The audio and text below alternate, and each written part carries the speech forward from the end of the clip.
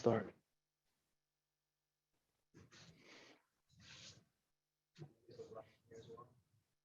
All right, you got to turn it on for me there.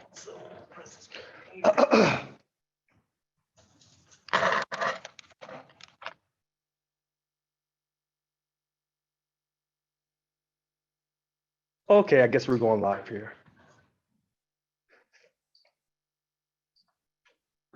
We're almost ready. We're almost ready. So we live? Okay, excuse me. So here we go. Good evening, everyone. It's Local 1000 listens to you. I'm the Local 1000 president, Richard Lewis Brown. I'm excited to be here this evening. Today is July the 14th, 2021. Hope you're excited. The purpose of these calls, Local 1000 listens to you, is to let you talk. And I'll have my trusty notepad here. I'm gonna take notes. And so this evening, as we'll do every Wednesday evening going forward, everyone will be able to call in and I'll be able to take notes. And the whole idea is to listen to you. So we're gonna unmute the first person that wants to talk. And hopefully everyone will talk no more than 2 minutes so we can let everyone talk.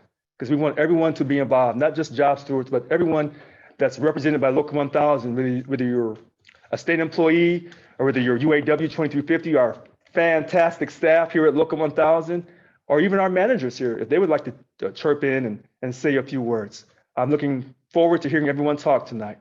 All right, so let us, okay, so when you're in the queue, please raise your hand. And then the staff here tonight will let the first person go and we'll go in order. 2 minutes or less, everyone, 2 minutes or less. So from what I can see, it looks like Hugh Allen is the first in line. Good evening, Mr. Allen. Hello, can you hear me? Oh, I hear you and I see you. How are you? Good. I read your newsletter last week where you called out a union member, Mr. Richard Woke, for Wake. Richard Wake. Okay. I wasn't able to see the meeting, so I just read your little spiel. Sure. I don't know the whole facts behind you wanting to give $2 million, I guess it was to the prison in Susanville to help the people there. I'm glad though that you spoke up because I think it's a dangerous precedent to give money out when you're just elected to office and you're asking for transparency. But as a member, I haven't even seen the fiscal outlook of our union, and you want to give away $2 million right off the bat. I think that's irresponsible. Plus, I don't know who you're going to give that money to. Is it only going to be dues paying members, or are you just going to give to everybody at Susanville? I was not able to see the call, so I don't know the answers to all those questions. That's all I had to say. Well, thank you, Mr. Allen. You did it in 2 minutes or less. Last week, the $2 million was going to be set aside. We weren't just throwing the money to just anybody. The CCC, California Correctional Center in Susanville, one of the two major employers with the other prison, High Desert. When they close this CCC, if they really close this, you're going to destroy this community, an isolated community, and you're going to destroy the #1 prison in the state of California. They've operated in the black. They produce those incredible inmate firefighters, which unfortunately, like right now, those firefighters are not being used to fight those fires up there, and they're losing homes left and right. And so I respect the fact that you're asking these questions, and that's what tonight's all about. We were simply going to take care of our own people, whether they paid money to the union or not. We are a union. We protect our represented employees as by our contract. In my personal opinion, we should not be losing any jobs while under a signed contract. But I'm glad that you called in, Mr. Allen. And so I'm talking really fast because I want everyone to be able to call in and say something. Thank you. So let's move to the next person. And I don't see a hand raised unless I'm missing it. So I'm waiting for a hand to be raised. And so now I see a Ralph Sauceda. Ralph Sauceda. Yes, sir. Okay. How Good you doing evening. How are today? you? I'm doing great. Good, How are you? good. Congratulations on your success for your position. Oh, Um, thank you. I didn't hear the previous all of that, but I I kind of agree that, if you're a member paying and Mhm. you want to help out a member paying, yeah, but you know, the other unions, they should pick up and carry some of the weight also. And maybe if you talk with the other unions that are in Susanville and get a joint mind of, hey, let's all pitch in, not just our union. Because there's That, I'm sorry, sir. Go ahead. that was just my thought. And then because of, I had sent in some questions earlier. I don't know if they got to you or not, but I had asked if you were going to address the long-term care. That is shambles. That is a disgrace to our union, because it's going to raise 78% in 1 year. And the only way you don't have to pay into that is to reduce your coverage or get out totally. And I think that's a disgrace to pay. I've been a member for that since 1996 when it first started. And I got the biggest one because I was a single father, and I thought, well, if I get hurt, I need some coverage so I don't lose everything, my house and everything I had accumulated to that point in time. So now they're saying, hey, if you reduce your coverage or delete your coverage, you don't have to pay this money, your premiums. But by October of next year, it's going to raise 78%. That is just astronomical crazy. And same thing with healthcare. I have healthcare through the union also, and that is going to raise 25%. So you put that together, and I'm paying 100% more for something I have inflation protection on, which I paid extra for inflation protection, which means nothing at this point. And that's all I have to say, sir. Okay. And I'm glad you called in, Mr. Ralph Sauceda. I'm going to Yes. take your last point about the healthcare. Those are great points, and I want to do more research on that issue.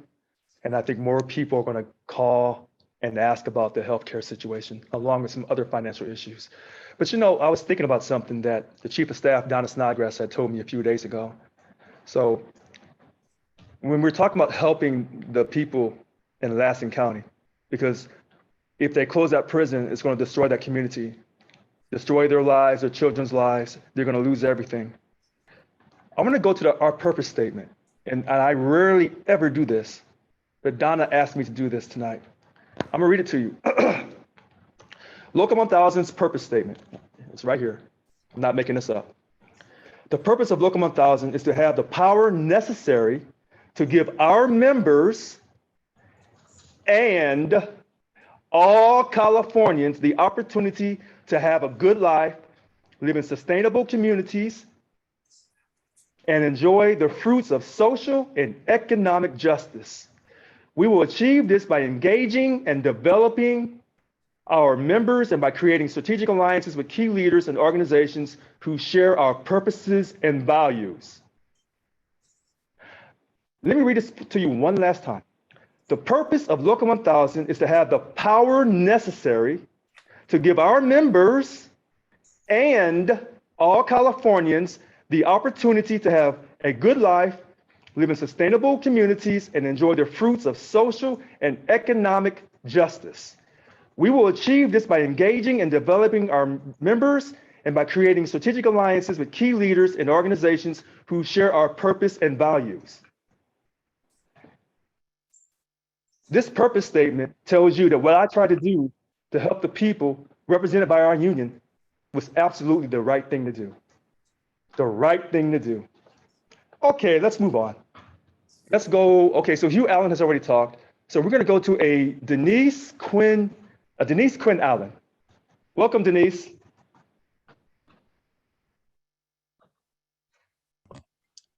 Hello. Hi, Thank you. Denise. Hi, I'm here. I was just unmuted. Oh, hi.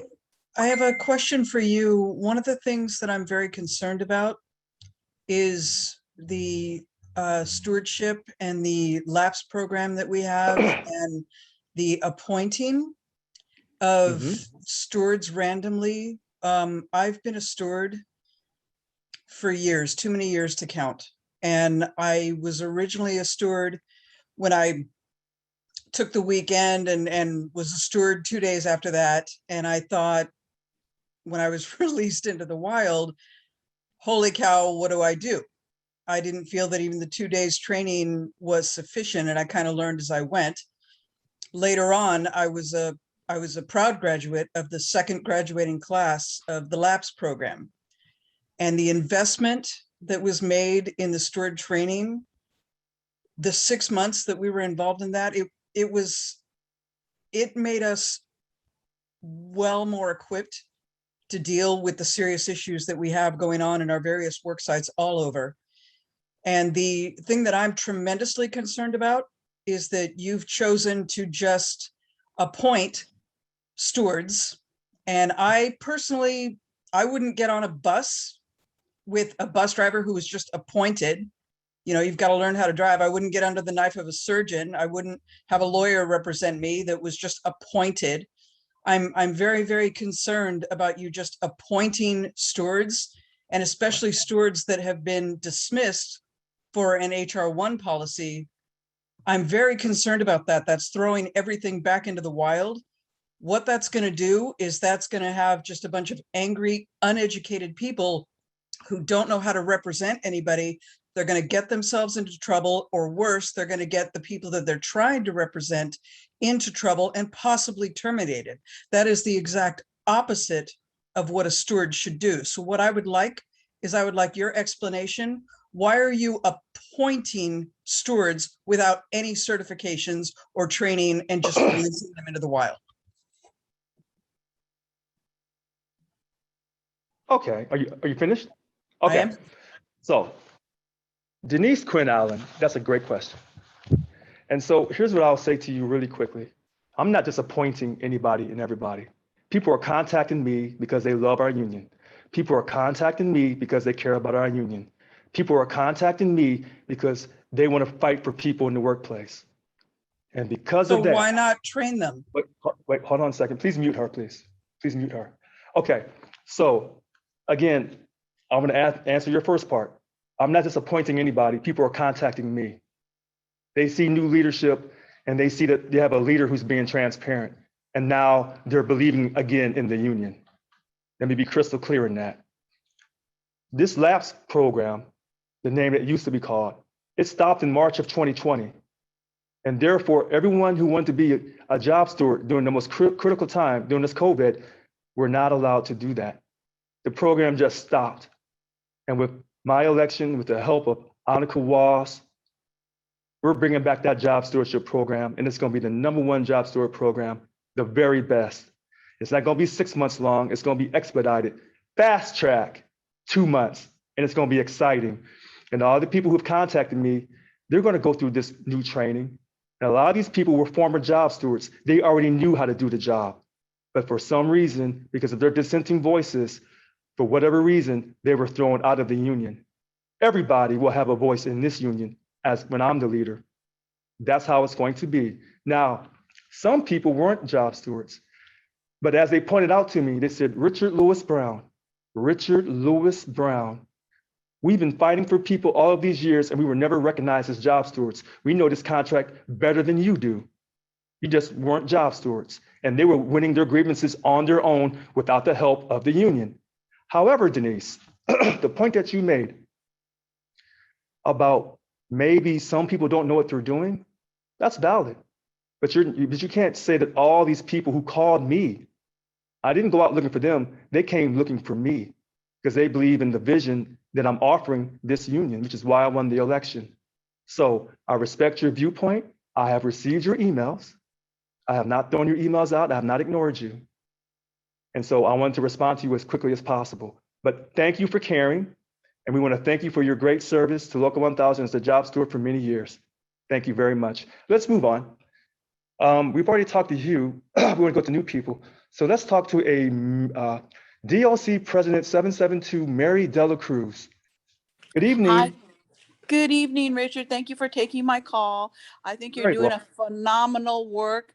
Thank you for I love the change. I'm getting so much positive feedback in my DLC, and I appreciate that. You have sparked a hope in our members, and I'm getting members reapplying for their membership who had left. So thank you so much. I just quickly want to say that in my DLC, I want to speak to the steward. I had individuals who didn't have representation at their work site, who over a year, Richard, submitted application after application. Unfortunately, I even had one that passed away, not even being accepted into the LAPS program. And you're right, she was one of those that won grievances, like, forget the union, I'm just going to help my members. She was just waiting to get through the program, accepted in the program and through, but she was doing stuff without the union. And I appreciate that. She's since passed of cancer.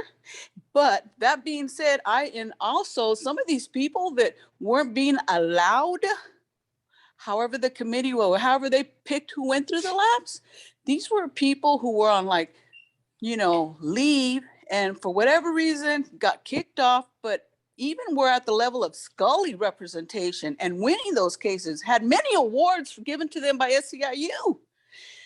Somehow were never accepted back as a steward. There was no HR 1 filed against any of the ones in my DLC that were removed. So, it's all about the members and how we can help them at their work sites and moving forward. And thank you for taking my call, and you're awesome. Thank you very much. DLC President 772, Mary DeLaCruz. It really encourages me to keep doing the right thing, and I'm gonna keep doing the right thing. We want to have job stewards in abundance at every work site.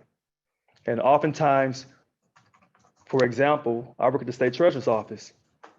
I was always the only job steward for many, many years. If I get sick and someone needs help that day, what do? They can try to call the union, try to get through the MRC. Hopefully that rep can get to the building, but we know that our reps here at Local 1000 are overworked and underpaid. I'm gonna say that again, UAW 2350. Our reps here at Local 1000 are overworked and underpaid and underappreciated. We need to have job stewards at every building in abundance, because anytime management comes to write you up, they come 2 or 3 deep. We need to have 2 or 3 job stewards in those meetings.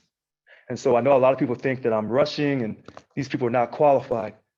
Sometimes you rush when you have love in your heart to help people and things kind of work themselves out.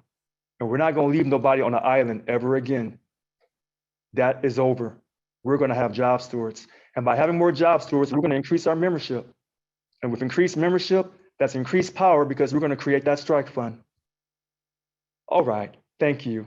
All right, so let's move on to, so I want all the new people to talk before we go back to Hugh Allen. So let's go to I think it's Bobby Dalton Roy. What's next? Thank you. So I was an elected DBER, and this weekend we would have had our SBAC. I was just wondering when that would be rescheduled. Also, I want to congratulate SAU Local 73. They just completed a 18-day strike. They had a strike fund that I contributed to. And I'd like to know more about what the plan is on the strike fund. You talked about covering 50% of payroll and 75% of payroll potentially. And I looked up some of those numbers, and we're talking about 7 million a day. So yeah, just not sure, what you had in mind to try to build that at that amount and to cover 18 days, for example, when you cut dues and the like. Lastly, regarding the healthcare rates, the meeting was yesterday with CalPERS, and I was part of a committee that was working on trying to lower healthcare rates. And we actually had union leave last month to be able to testify at the meeting and stuff. But this month, my union leave had been canceled. So I had to submit public comment electronically and couldn't call in because I was at work. And so that was a missed opportunity, I feel. The rates are going to increase for everyone come January 2022 for healthcare, and it was a missed opportunity. So I hope that in the future we can, assign a staff member to do that, because the staff member that we were working with has been let go. And so I don't know that, who can step in to do that work. And I hope that that can happen.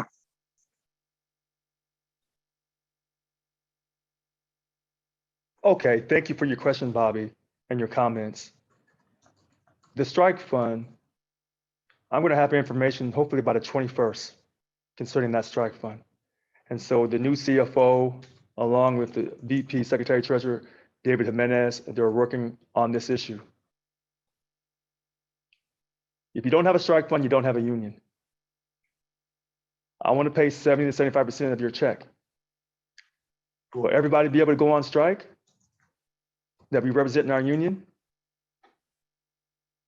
Maybe I don't want to say this so openly, transparently, because that may be part of our strategy for Local 1000. So let me shut my mouth on this issue, Bobby.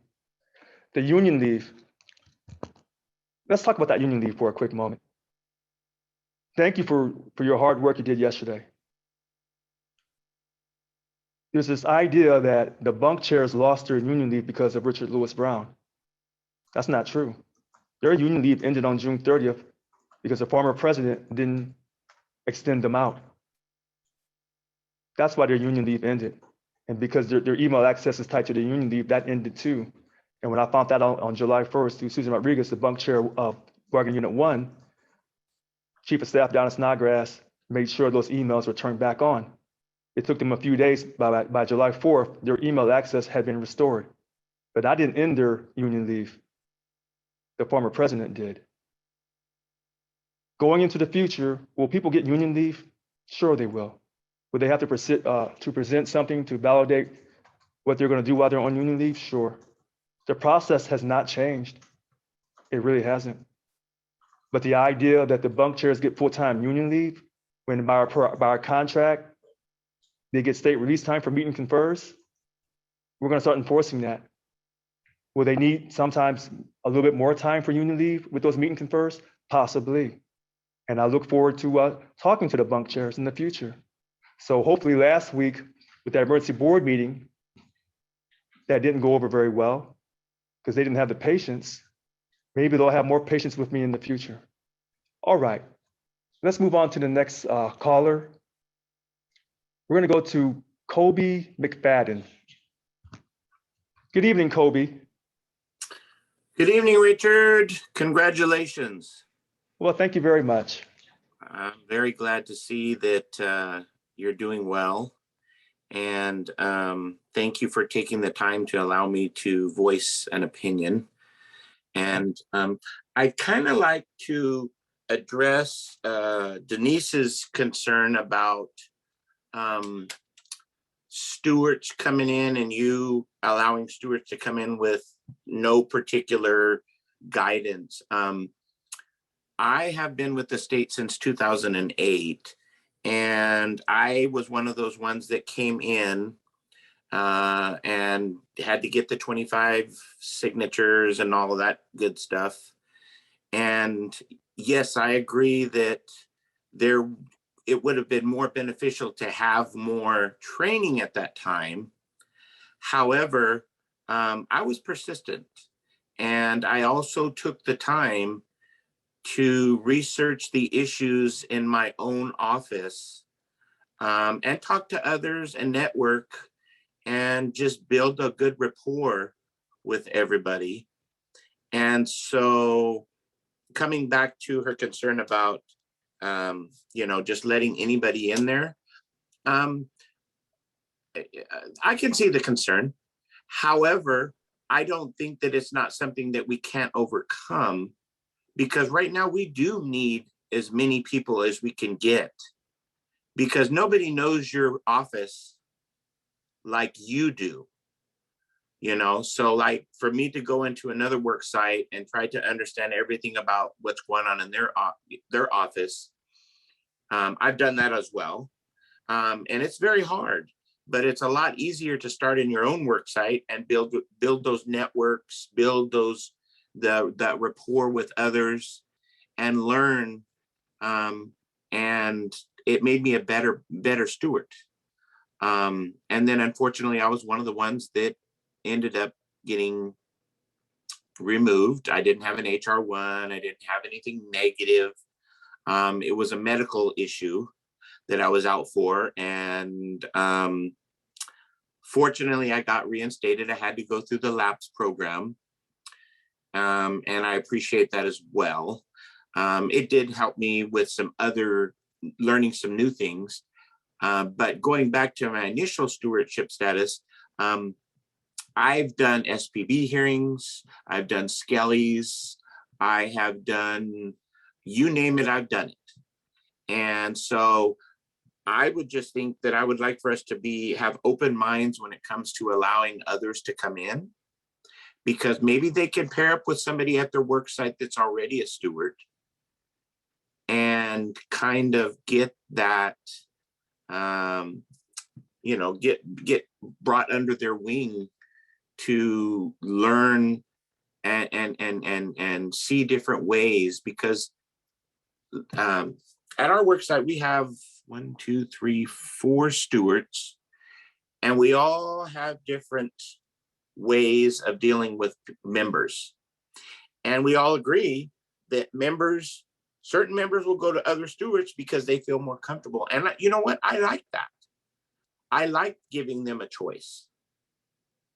And so I just think that even though Denise may have had good intentions in regards to the concern for letting members just become stewards, I think if we just give it a chance and maybe come up with a plan to help them to succeed, our union will be better.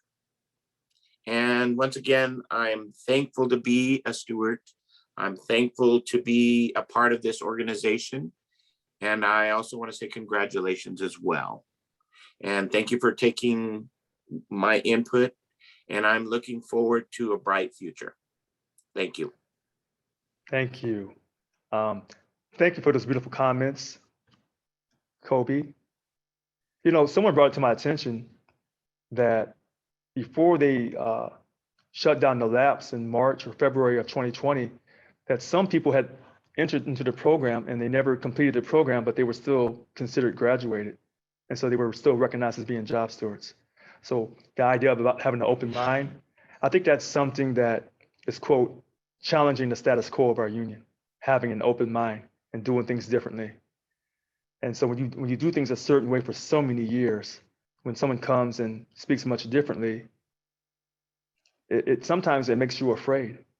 And sometimes people, when they work so hard to get to a certain status level, and then someone else gets to that same status level much quicker, then they feel like that person is not deserving.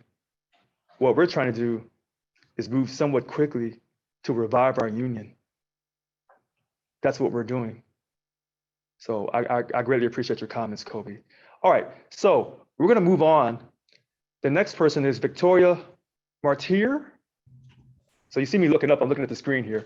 So Yeah, Victoria, hi, how are you today? I'm good, Richard. How are you? I'm doing great. So, Bobby, I think it was Bobby actually asked you some questions about the strike fund and how all that would work. So I'm going to skip those questions that I had, except for, Okay. I also have concerns about what it would take as far as a pot of money to cover that and whether we would ever be able to afford to do that on a large scale. Right. I contribute what I consider quite a bit of money every month to COPE. Yes. If we were able to establish something like COPE where members could voluntarily contribute toward a strike fund, I would totally be in for something like that. If we could figure out how to legally set something like that up. I don't know if that's possible, but I would love for you to kind of look into that and see if that's the only way that we could afford to do something like that. I've always felt like one of the major concerns of our members when we get to that point where we're taking strike votes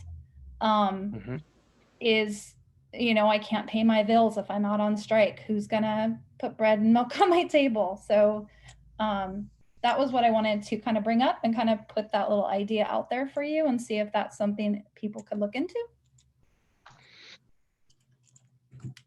Victoria, yes, that's a great question to follow up behind Bobby. I've never said this before, and I'm a little reluctant to say it now.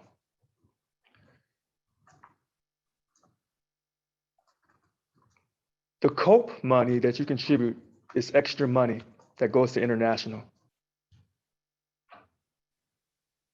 Now, I'm told that sometimes that money comes back. I still want to verify that that money comes back when I know they use it for national agendas. Part of our dues goes to politics. It goes to pay to carry the name SEIU. By next week, that affiliation agreement, and I hope everybody's listening to me on this, everybody, that affiliation agreement will be up. And when you get a chance to read the affiliation agreement, Victoria, the next time you call in on Local 1000 and listens to you, you're going to have a lot to say about the strike fund. We're going to create our strike fund. The board of directors meeting we had a few weeks ago, it said we had a strike fund with money in it. And I never accepted that as being real because the money stayed the same for both years, 2019 and 2020. I think it was 4.3 million. But to me, that money was just put in there to show that we had a strike fund when we really don't. Because if you had a strike fund that you contribute to every month, it would be going up. I know a lot of people say, well, what if a person doesn't contribute money to the strike fund? Why would we want to pay money to them? I've never gone into the exact details because that's some strategy. That's part of a strategy session. So when we do these open videos, anybody across America knows if a union doesn't have a strike fund, you don't have a union. You don't have any financial leverage. You can't depend on someone to help you. You have to help yourself. So you're asking great questions, and so is Bobby. We're going to get that affiliation agreement from SEIU International. That's going to get put up on the website. And then you're going to read through that affiliation agreement. And then you're going to start asking more questions. Okay, I'll stop there. Thank you for your question. Okay, let's move on to Mario Chacon. Mario Chacon, good evening. Well, good evening, Richard. Congratulations on your victory. Thank you very much. Well, you deserve it. You work very hard, I can tell. Thank you. I'm a single issue, and that is health and safety. And I'll be quite frank with you, Mr. President. I voted for someone else. So I thought can be more of an advocate for health and safety because, quite frankly, I think it's a really big issue for the union with COVID-19. But beyond that, beyond COVID, I can go on heat illness prevention at DMV, and I won't get into it right now, but I consider myself a subject matter expert in this area. Well, I've got to tell you, Richard, you have changed the process. Just by this openness, by listening to us, I'm going to say I thank you very, very, very, very much. And I look forward to the next 3 years under your leadership, okay? We'll probably discuss more, but I just want to give a shout out and just thank you. That's all. Thank you. Thank you very much. And to piggyback off that, Mario, those questions about the healthcare that Bobby raised, Bobby is not wrong. And this is a hot button issue. And it has to get addressed. Give me some time to do some more research. Because the questions that I know are still coming about the job stewardship, they've already showed up already. But as we go through this video, this live Zoom, live Facebook, some other stuff's going to come up. And then I have to talk about that. And you may not like what I have to say. Okay, let's move on. So the next hand I see is Leona Mitchell. Hi, Richard. Hi, good evening. How are you? Okay, can you hear me? Because I'm at work. But Oh, well, can you? Okay, so can you talk at work? yeah, I can talk. I'm a nurse here at work. So you're not. Wait a minute. You're not. Wait. Hold on. Wait. So you're at work. You're working hard. But you're not going to violate any rules or regulations by your boss or by that agency? No, I'm not. You're sure? I'm very sure. Okay, go ahead. Okay, what I wanted to know is, I know that we were, I'm a nurse here at, working, and I wanted to know, were you gonna even look into us getting our hazard pay? Because they were saying something about that we were supposed to get hazard pay, but it fell somewhere in the cracks, and I haven't heard anything else about it.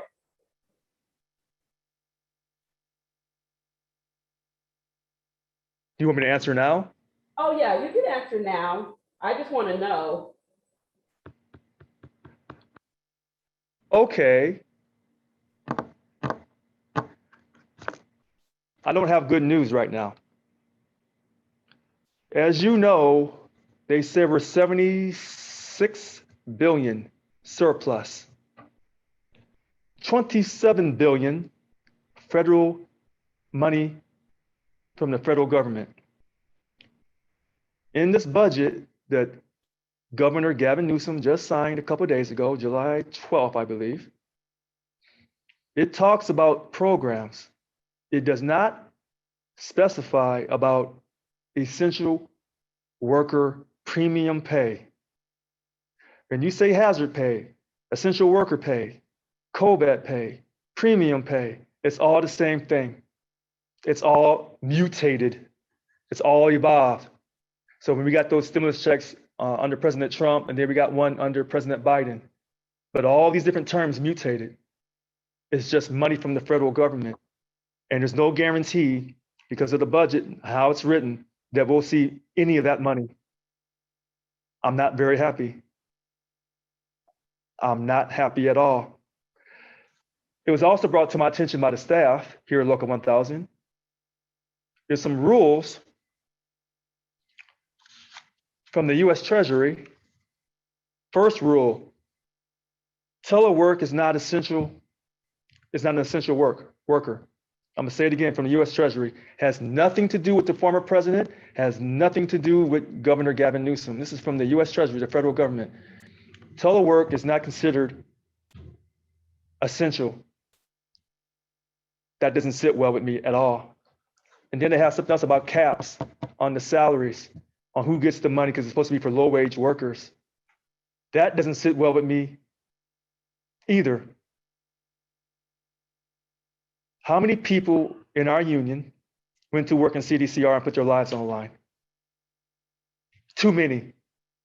How many people in EDD continue to process unemployment claims, even though they were working from home? You're basically telling them that they were not essential to the state. How many people kept this state going, either working from home or still going in, who maybe made more money than this salary cap? We were told from the very beginning by this governor that we were all essential and we were all in this together, in this COVID crisis together. Well, it appears that that wasn't true. So ma'am, I don't have good news to tell you tonight. Hopefully when I talk to the governor here in a few days, I'll have something better to say.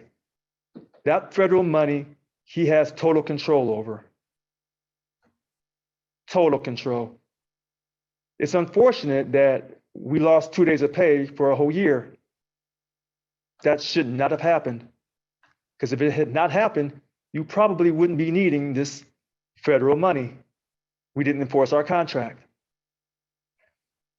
So when I had said a few minutes ago about I have some more information coming, well, you were the next caller and you said it, the hazard pay. All right, I'll stop here. Okay, thank you for your call, ma'am. So let's go to the next caller. We have a Monica Blancarte. Good evening, Monica. Hi, Richard. I Hello. have a question that's going along with that, because this would fall back into our bargaining when it comes to that legislation part. Remember, everyone says, yeah, Yvonne didn't keep them out, but you're an authority to let the buck go back in so they can fight for that legislation to get passed so we can have some type of effort like the other bargaining units that got it. We were deemed all essential workers, that's correct. But that's why we need our bunk so they can go and bargain with the state in regards to getting that money. And it's up to you to let the bunk do that part, because we're hearing about this money that we're not getting. But at the same time, it's the bunks who negotiate those for us.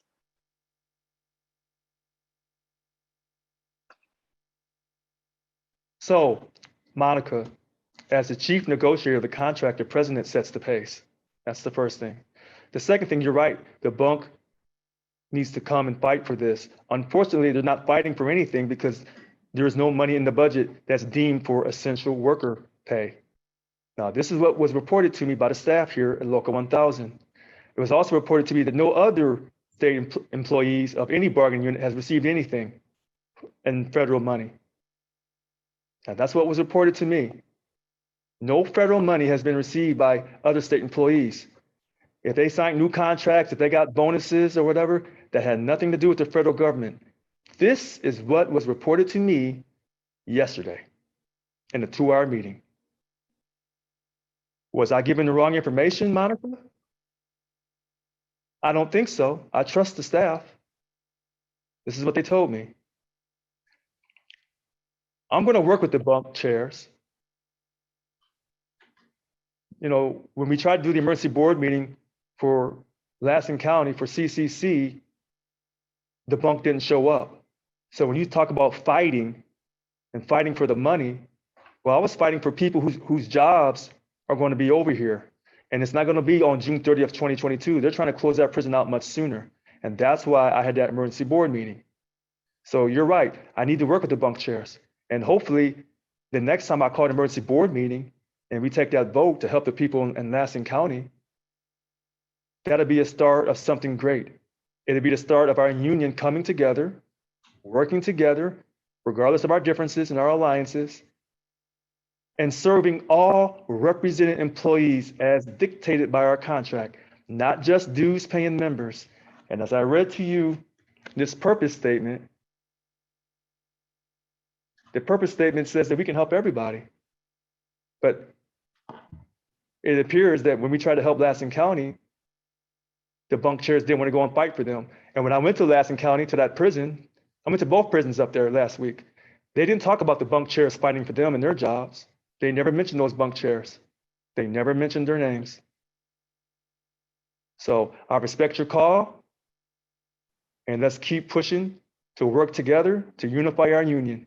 And let's try to put that pressure on this governor to ensure that to all of you who worked your butt off to keep this state going, because Local 1000 runs this state, not these other public sector unions. We do, not them, we, us. We should get some of that money. And I'm gonna do everything I can to make sure we get some of that money. You earned it.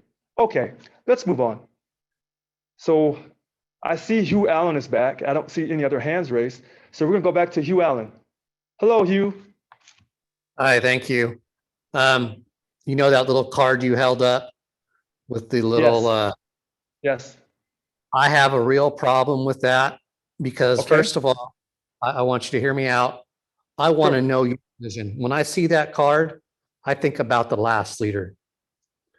Mhm. I want my dues Right. as a dues-paying member to make Mhm. sure that my dues are helping other due-paying members. I don't want my dues to help people that aren't going to pay for my union. That is flat out free riding on my dollar if they're not going to contribute to my union. If that's the case, I should just go back to my work site tomorrow and tell everybody, hey, get out of the union because the union's going to back you up whether you pay or not. And I know you want everyone to be part of the union. I do too, but I don't want any free riders. I want everyone to pay. If you're going to let free riders in, you tell me right now, I will go to my job site tomorrow and I will tell everyone to drop out of the union because they can get a free ride. on the Richard Brown Express.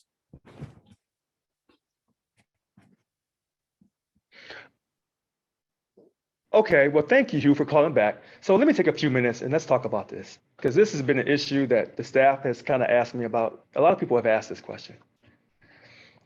During my campaign, I said that you don't charge people in this great country, the country I was going to die for, U.S. Air Force, to vote. You don't charge people to vote in this country, whether you're in the union or you're not in the union. You don't pay to vote in this country.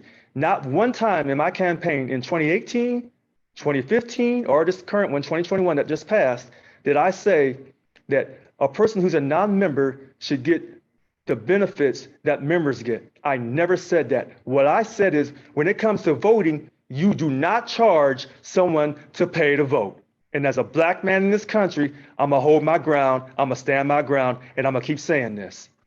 Number two, Hugh, I'm begging you, please don't leave the union. And I beg everyone, don't leave the union. Let's stay strong. And we want all of our non-members to become dues-paying members, because we need them to pay so we can run this organization and create that strike fund, so that in our next contract, we can have a real contract and not this contract with all these little funny words in it, and you can't get anything done with this current contract. That's what I mean. That's what I mean. Okay? Now, I'm gonna go back in the past, and I'm gonna educate you tonight. 1977, September 30th, Jerry Brown, this first time as governor. The Employer-Employee Relationship Act. And it said, we have the right to form, create, and join a union. Fantastic. But here's what they did to you. This is what politics does to you. They said, now you can find an exclusive representative for these certain job classifications, and that representative will control, I'm going to say it for you again, the exclusive representative clause. Now you control certain job classifications, whether they pay money or not, it doesn't matter. When you come work for the state of California, if you belong to this job classification, it's represented by a certain union that has an exclusive representative agent, they will control your wages and working conditions, whether you pay money or not. And so throughout the years in the 80s and the 90s, there was always a fight. Make these people pay their fair share because they're benefiting. But the key is this: whether they pay money or not, by this contract, you will represent them as a job steward, whether they pay money or not. Okay? Let me educate you again. Whether they pay money or not, you will represent these people if it's related to this contract. That's the Ralph C. Dills Act. If we didn't have the exclusive representative clause, then we wouldn't have to represent them if they didn't pay us any money. Maybe someone didn't tell you this over the years. Maybe they didn't educate you. Maybe they kept you in the dark. And when I do these transparent videos for the whole world to see that I'm not keeping you in the dark, and I'm standing by what I said, and I'm standing by my campaign promises, and I'm doing what I said I was going to do, this is what I'm doing. Okay? So again, Hugh, I don't want you to leave the union. I want you to stay by the union, stay involved, don't quit. We need you. We need your opinions. We need you to be present and accounted for. I'm going to do everything I can to get these non-members to sign up. And when you made that comment about you don't want your money being used and all this other stuff, well, that's funny, because a lot of people don't want their money used in politics in the union. And they're dues paying members, and they don't want their money being used on social justice issues. So maybe you have something in common with them as well. Y'all should chat and talk sometime. Okay. Thanks for your second comment, Hugh. I'm always here for you. So let's move on to Gregory Dixon. Hi, Gregory. Hey, how you doing, President Brown? Can you hear me? Good evening. Yes, loud and clear, Greg. All right, all right. Yeah, I kind of want to address the gentleman just went off with the Hugh guy, that kind of zero-sum attitude. We've been dealing with that for a long time, as far as a lot of people that don't want to be members. But I guess what I want to find out is, with the long-term problem, if we look at it, even the people who haven't been paying, when we get these contract raises, they still get the raise, right? Whether they're paying members or not. So if there's not a way to eliminate that, then there's still they've been doing this free ride thing for the longest, because every time we get a raise or any benefit in our contract, whether they're members or not, they still get that benefit. Is that right? Or is there any way to prevent that? Gregory Dixon, that's a great point. And so it goes back to the exclusive representative clause. We control these wages and working conditions for a number of different job classifications. So it doesn't matter if you pay us money or not. Your raises come through us, the union. Now, people don't talk much about that, but that's what it is. Because when the state did this under Jerry Brown, Governor Jerry Brown, the first time,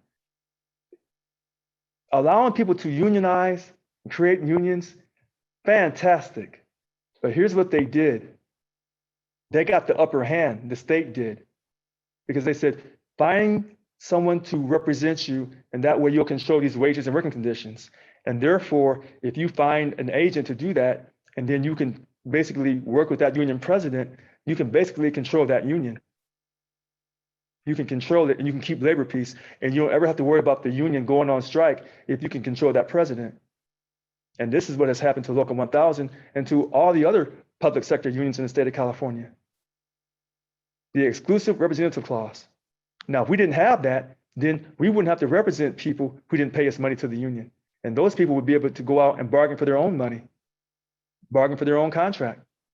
But to keep labor peace, the state put that in there as part of the law, Ralph C. Dills Act. That's what they did. That's what they did. But that's a great point you made. Okay, let's move on to Elizabeth Collins. Good evening, Elizabeth.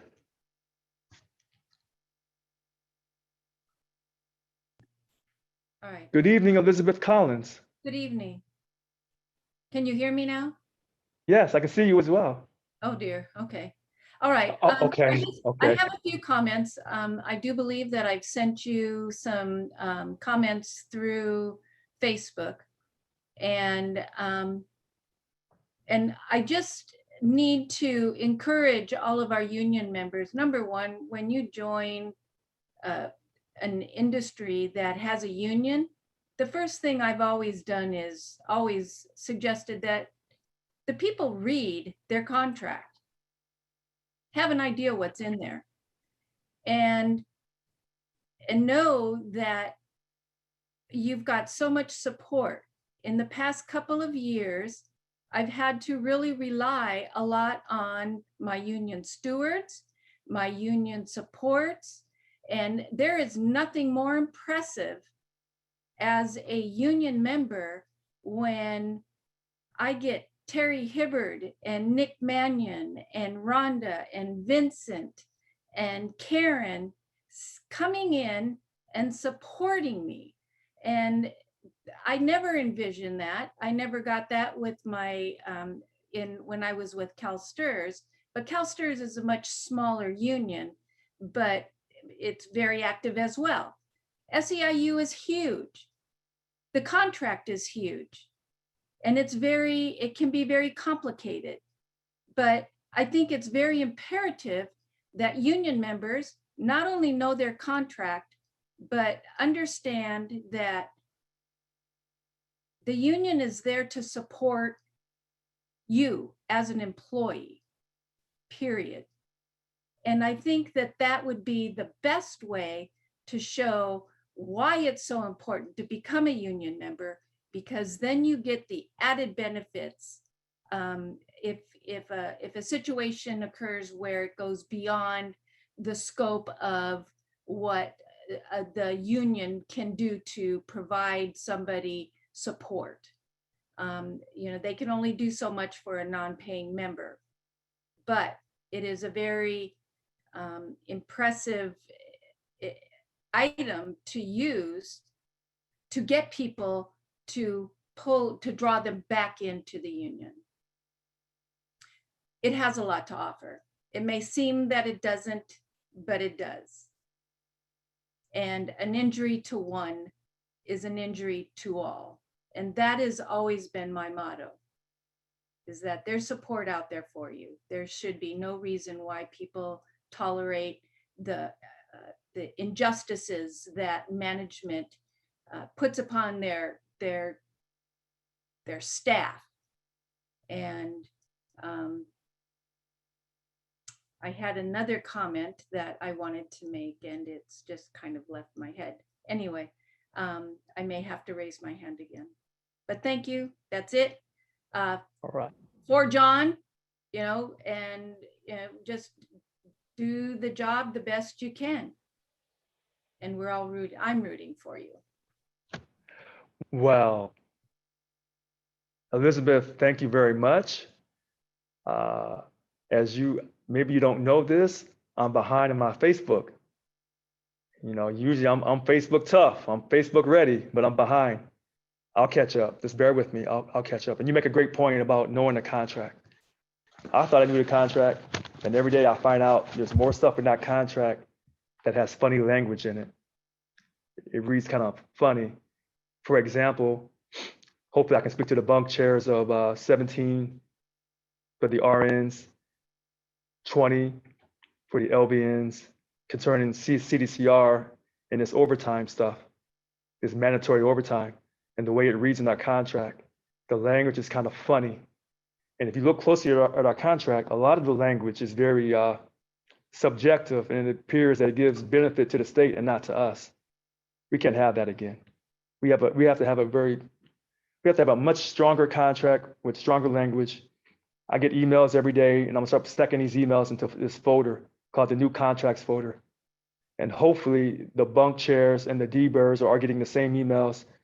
We will have to write a different type of contract. We can't keep writing the same contract and just adding a few things here and there.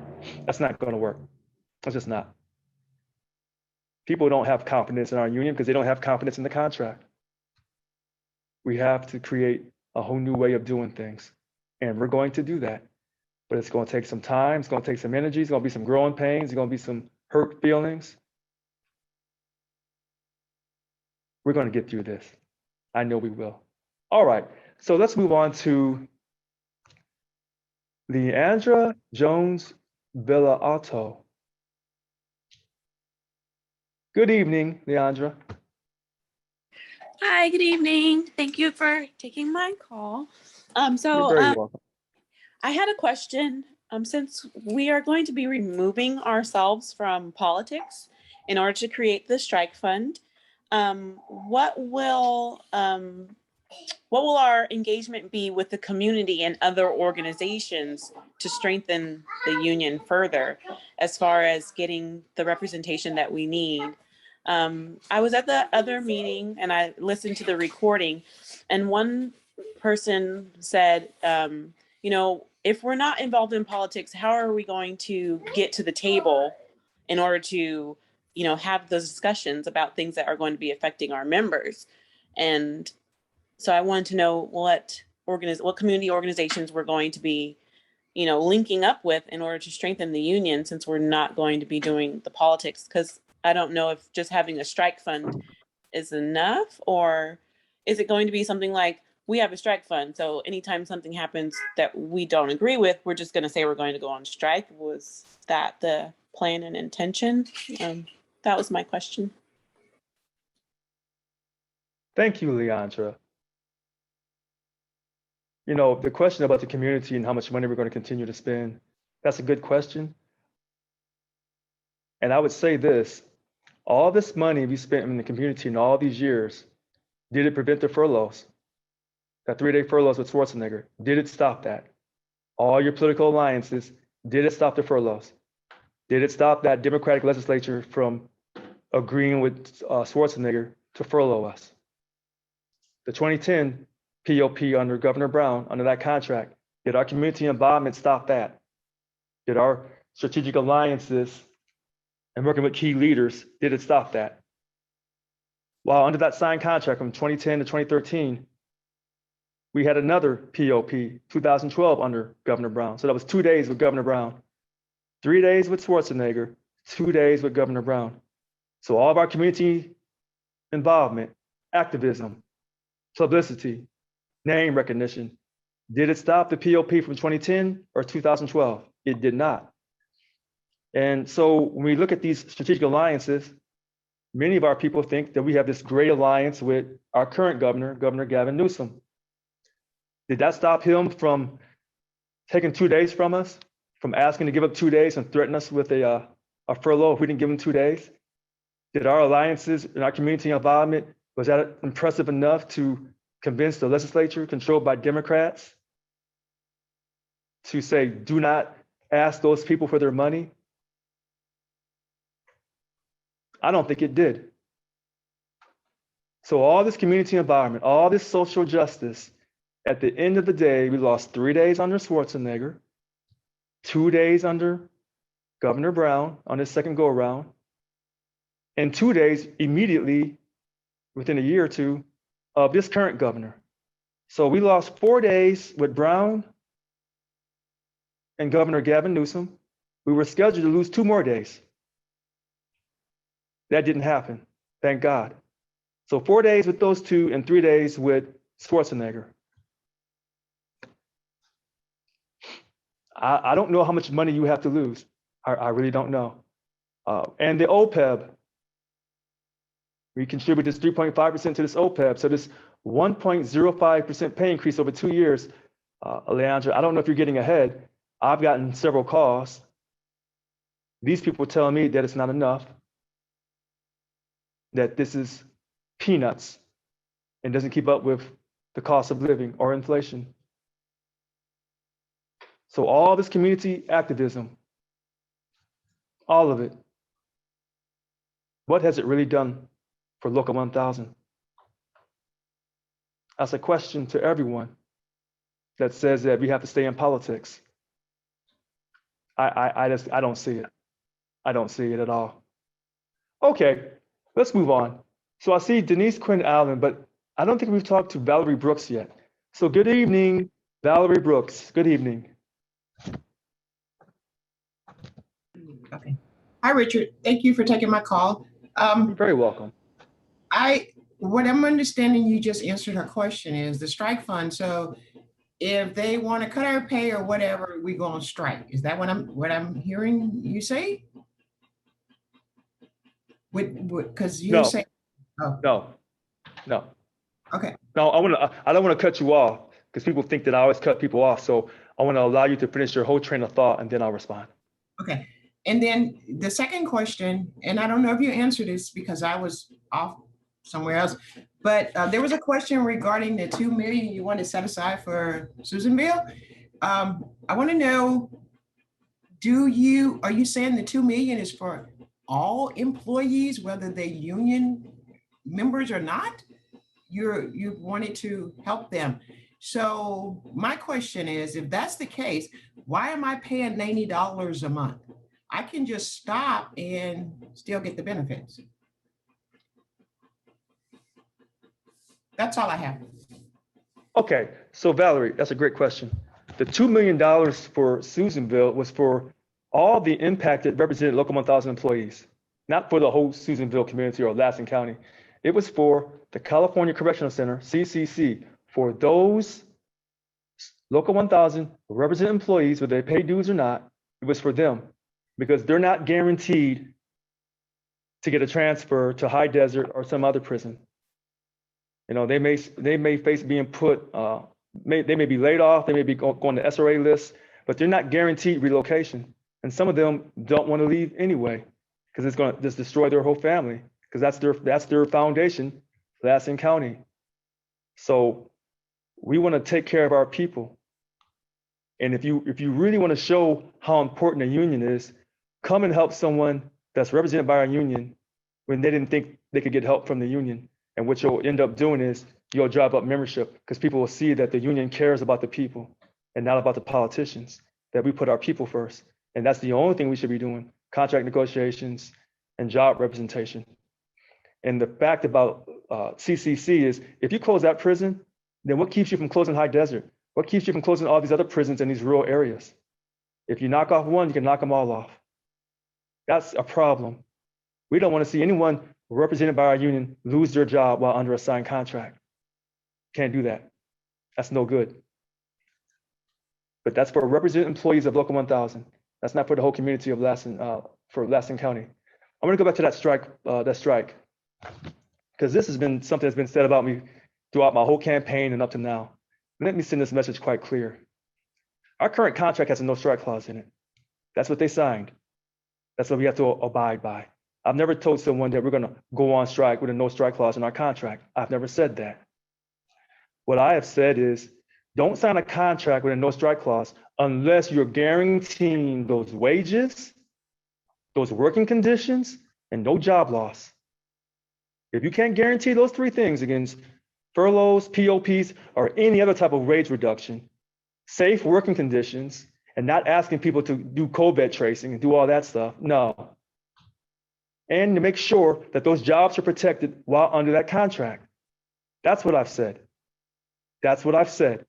But people are taking my words, and what they try to do is they try to create this narrative so that they can create all this fear about me. You know, fear, distrust, try to discredit me, saying that I'm destroying the union, saying I'm working with all these people who are trying to destroy the union. These are nothing but lies, utter lies. There's no truth to it at all. Anybody who's come over here and met me, and I've had people come to the building already and sit down and talk with me. I had a great conversation with DLC 782 this morning. We didn't agree with everything. They didn't agree with everything I said. I didn't agree with everything they said. But there were some things that we did agree upon because they were very important. And when I brought up the fact about the California Correctional Center, CCC, how they have this great inmate program, fighting this not the forest fires, but the wildfires, and how these inmates are not fighting these fires right now because of this scheduled prison closure. And they've always operated in the black. There's no reason why this prison is closing. And if you want to have social justice and let people out early, I'm all for that. We all need second chances. In my case, 3, 4, 5 chances. We all need second chances in this great country. But don't create social justice on one end and a social nightmare and a tragedy on the other end. I'm saying that, and I'm saying that for Lassen County. I'm saying that for CCC. Hopefully they're watching tonight. I got your back, CCC. All right, let's move on. Talk to Denise. We've talked to Leandra, and I see Donna Van, I can't say your last name, Donna, but I see you, Donna V. I see you. Hi, Richard. Yeah, it's Van Schindel. Van it's my Schindel. husband. Okay. Yeah. And Okay. you know, I got it through marriage, so I accept All right. it. One question, comment I want to make. It's probably going to upset a lot of people on this, Okay. but frankly, I don't care because Right. if you're stating that we are getting out of politics, then I believe everyone's contributions should be terminated, and that money should return back to the people that right now, okay, I'm making a COPE contribution every month. If I want that to stop, I need to send a letter in asking it to stop. But if we're out of politics, then that means Local 1000 should not be collecting COPE anymore. And those deductions should automatically cease. Then we need to have a conversation about what's remaining in the COPE fund. Is there anything remaining in the COPE fund? And if there is, how is that going to be utilized?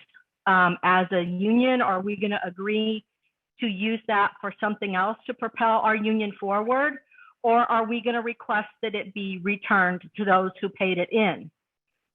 That's kind of where I'm at with that right now. Okay. Whew. Now that's a question. Now, COPE is voluntary. On our membership application, COPE is voluntary. You don't have to pay COPE.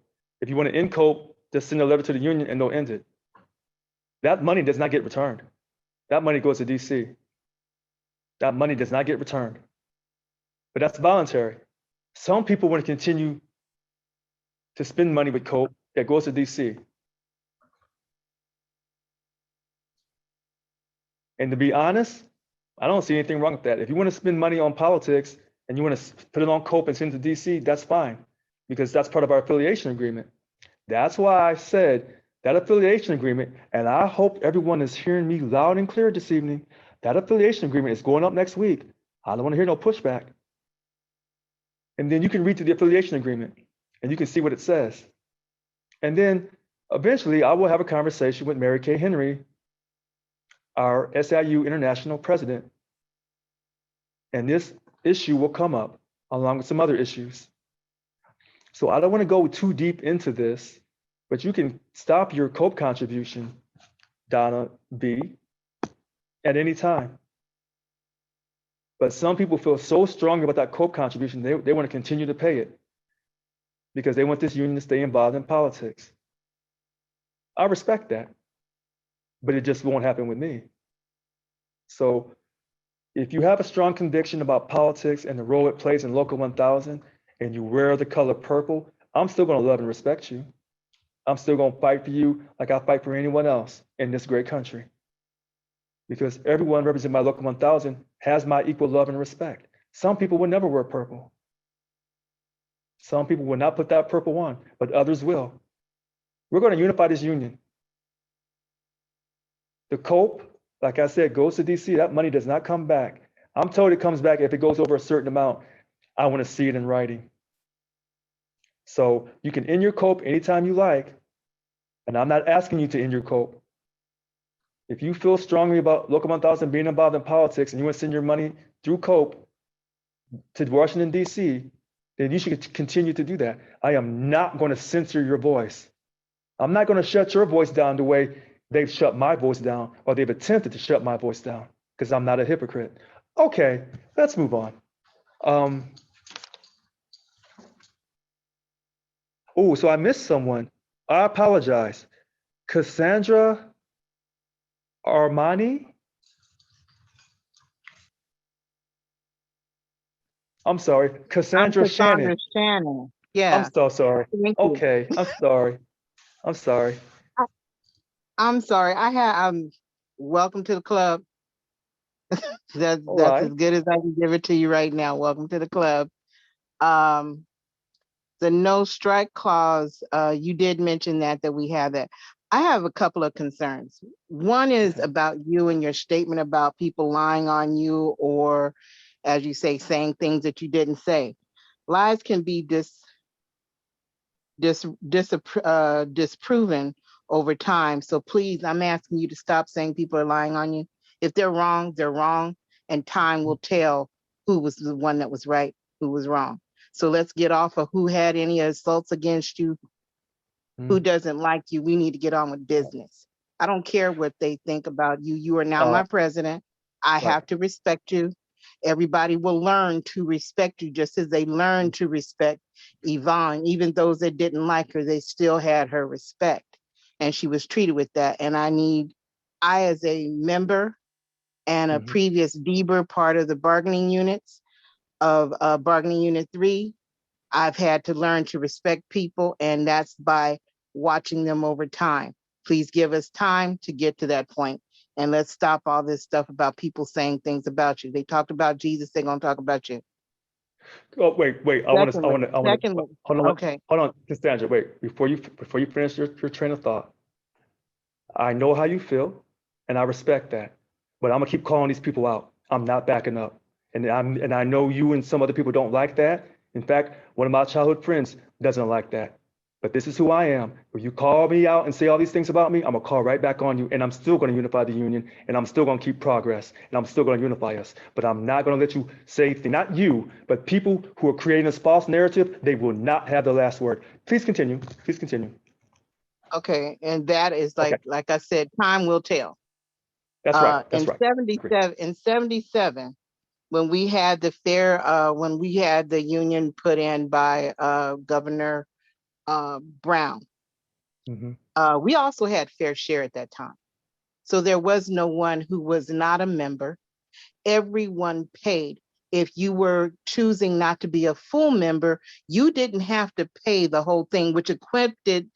I was one of those who did not pay because I didn't believe in a union. I hated the union. When I came into this, I was not a union person. But over the course of time, and after watching administrators and supervisors disrupt and disrespect the staff, I became a union steward because of that. And the contract, that is when we had fair share. We don't have fair share now. They don't want to be a member, they're paying nothing.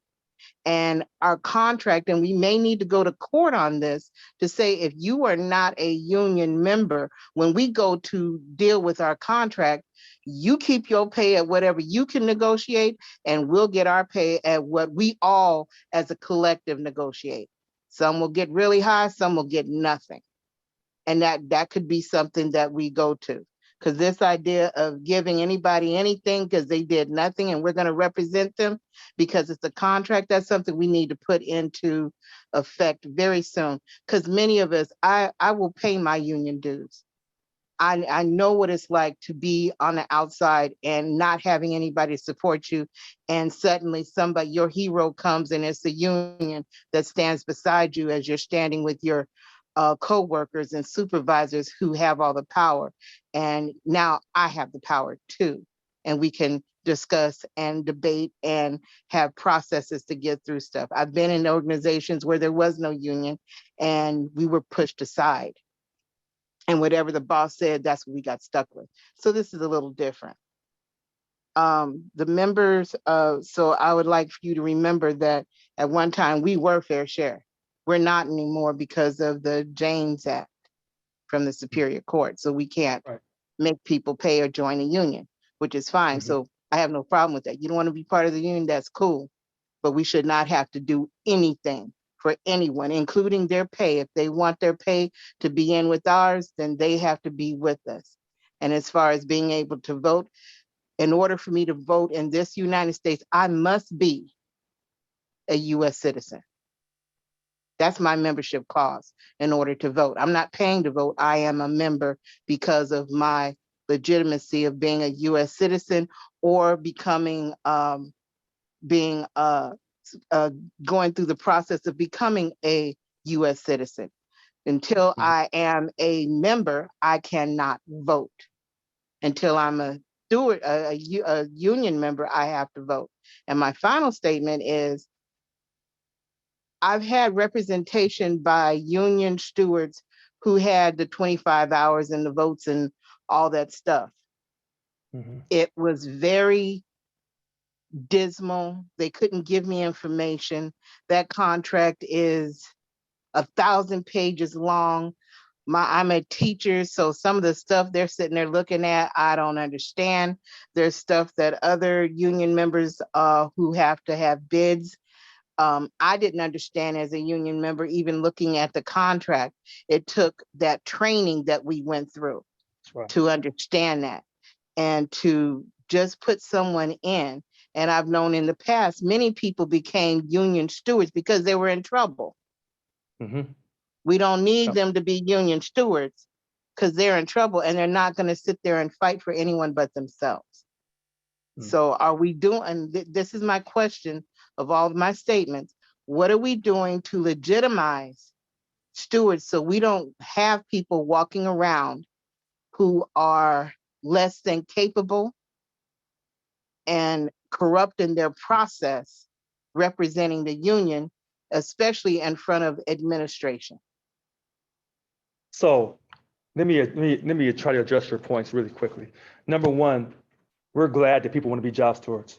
And I don't believe in my heart that anybody is walking around and not doing their job, because I represent Local 1000 with your love and support, Cassandra, okay? So this idea that these people are being made job stewards, I'm just randomly picking job stewards. I already addressed this. I'm not randomly picking anyone. People are calling me because they have love in their heart and they want to fight for us, this union. And they're more than willing to go through this expedited, new fast track job stewardship training under Annika Walls, the VP of Organizing and Representation. So this idea that these people don't know what they're doing, wrong. That's wrong. And they've been fighting and fighting for us without ever being recognized as being job stewards. And we had former job stewards who are coming back because they see that the status quo is being destroyed. And now they want to take part in this union all over again. And I'm glad to have them back. I'm gonna get to your voting real quick about being a US citizen and voting. See, I'm from the community, Cassandra. And we know from the community that Black people were discriminated against many years ago because they weren't able to pay the poll tax. And when you force someone to pay a tax or membership fee or any other type of financial fee and attach it to voting, that's what you're doing. That's what you're doing. And I'm against that. Let me get to the third thing. You talk about the fair share and how it's always been there. That's not true. That's not true. In fact, when Governor Jerry Brown, the first time he got elected, and he signed the Employer-Employee Relations Act, September 30th, 1977, on his way out in 81 or 82, he quickly did the fair share so that people represented by Local 1000 would have to pay a fair share. And then the next governor took it out. And they went back and forth between Republican and Democratic governor about that fair share. That's the third thing. The fourth thing, the Janus decision. Yes, people no longer have to pay money to the union if they don't want to. The money is not automatically deducted from their paychecks for a public sector union. But because we carry the exclusive representative clause, which I mentioned earlier, we will represent those people whether they pay money or not per this contract, per Ralph C. Dills Act. Okay? That's how that works. What was the other thing you talked about? Oh, and I want to address the fact about when people lie on me, I'm not giving them no pass. So if that's not presidential for you, I respect that. But I am not letting people defame me and lie and say things that hurts the unity of this union. I will call you out on it every time. I am not giving no one no pass. I mean that. Okay, now let's move on. So the next person we have here is Imani Dahabu. I know I butchered your last name. I'm sorry. It's okay. It's Imani Dahabu. Nice to meet you. Nice to meet you too, Richard. Okay. I really do appreciate the transparency. I want to give you kudos for that. Oh, well, thank you very much. I think transparency is key. But aside from that, just your comment about us losing those 2 POP days, and prior to that, we lost 3 POP days. I mean, what's the alternative, Richard? Layoffs? The private sector doesn't have that option. They lay people off. I take a modest pay cut, which is what we received this go around, because we didn't really experience a full 9 or 10% pay cut. If you count the $260 healthcare stipend we received, for some people, that's anywhere from 2 to 10% of their salary. We kept that. Bilingual pay, we kept that. We got a lot of benefits from this contract. So I think it's short-sighted just to focus simply on the loss of the two PLP days. I know from my classification, I experienced no salary decrease whatsoever. We got a special salary adjustment on top of the 260 and other things, right? But we fought together. We worked hard. We were aggressive about what we wanted. So that's the consequence of working collectively, working hard, and so on and so forth. So I just want to say that it's short-sighted to say, oh, we lost two PLP days. I prefer that over layoffs any day of the week and then having to go on unemployment. So I think it's good to keep things in perspective. Secondly, I want to just talk very quickly about, also some folks got GeoPay as well. So no one really experienced the full 10%. Or I should say the vast majority of state employees didn't experience a full 10%. Then I want to talk about our decision not to get involved in politics. So if we don't get involved in politics, how then do we combat those people who are involved in politics, who appoint leaders in politics to fight against labor? So how then do we combat that? Because you have organizations like Citizen United who appoint corporations as people who vote with their dollars. The union, our collective accumulated funds that we collect, we bargain, we send lobbyists to Congress, we do all these things to appoint leaders and create laws that favor us. That's what's currently happening right now. We have large corporations. We live in a plutocracy where you have money influencing politics. If we don't combine our money, working people, to counteract what corporations do, how then can we fight? How can we not get involved politically? So I just want to I know I said a lot in there. I'm trying to be very fast. I'm trying to speak swiftly. Doing great. Doing great. I'm just saying, how do we combat the corporations that we're fighting against? Speaking of the tax code, just very quickly, Elon Musk he's a billionaire. He got $4,000 child tax credit. How do we combat that unless we combine our forces, our resources as working people to fight that? Because we're currently losing the battle. And then the last thing, question, if we're going to support the closure of prisons, what about the toll bridges? You know, they're laying off everybody who works for toll bridges. Are we going to again give another $2 million for folks who are getting laid off at the toll bridges? So if we're giving $2 million for folks getting laid off here and folks getting laid off there, as opposed to holding the state accountable and making them facilitate the transition of these people who are there laying off. If we're spending the money, how then can we allocate those funds to the strike fund? How do we resolve that? And then finally, just this, I addressed 4 points here. The bunk chairs, ensuring that the bunk chairs get union leave, isn't that a very simple resolution where you simply just sign? I mean, I've been on union leave before. The president just signs off on it and grants it to the bunk chairs. Isn't that something that can be resolved very quickly by the current president, regardless of what the previous president has done? And so I'm sorry, I addressed 4 points in that, but I'll leave it at that. Okay. I hear the passion. So listen, I think the staff is ready to go home. So I'm gonna answer her and then we're gonna stop at 8 o'clock. I'm sorry I didn't get to all the other people who had their hands raised. We'll have to get to them next Wednesday, 6:30. She said a lot. Let's talk about that politics. We lost 2 days of pay, and she said that some people didn't feel it. I felt it. And everybody who voted for me, all 2,637 people, they felt it. And the whole idea is we lost 2 days of pay. They said we were 54 billion in the hole. And I never believed it. And then they came out later and said, you didn't have to, quote, take those people's 2 days of pay a month for a whole year. Governor Gavin Newsom did not have to do that. And in fact, if we were all in this together in this COVID crisis and politics matters so much, then why didn't them legislators lose 2 days of pay? They didn't lose 2 days of pay for a whole year. They prioritized and protected their family. That's what I'm gonna do for you as your leader, Local 1000 president. I'm gonna prioritize and protect you. And you're my only priority. So this idea that if we don't get involved in politics, things won't go well for us. How have they gone for us in the past? All that political stuff that our union has done has not helped you get ahead. You've never had a substantial pay increase. Some people get those special salary adjustments. Well, how do you feel? How do the people who didn't get the special salary adjustments, how do they feel about you? They don't like that. That creates dissension, those special salary adjustments. That's what it does. So I'm not short-sighted. I'm looking long-term. I'm trying to unify the union. The strike fund. Everyone's concerned about the strike fund. No one talked about it before.